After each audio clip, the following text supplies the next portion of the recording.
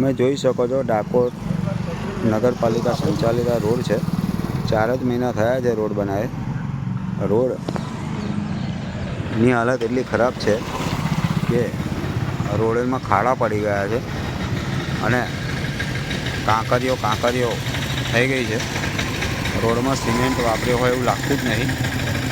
જો તો રોડ બનાવી દીધો છે અને રૂપિયા પાસ કરી દીધા છે. આટલો બધો ભ્રષ્ટાચાર કરી અને ડાકોરને ખોખલું કરી દીધું છે. તમે જોઈ શકો છો લોકો હેરાન પરેશાન થાય છે. ગાડીઓ ખાડામાં જતા આવતા લોકોને છાંટા પણ ઉડે છે. આટલો બધો ભ્રષ્ટાચાર કર્યો છતાં કોઈ તપાસ થતી નથી.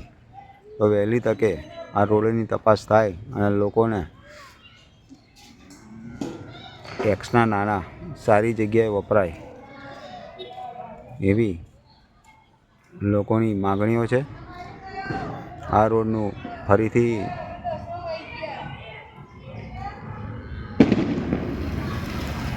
કરાવવો જોઈએ તેવી માંગ ઉઠી છે.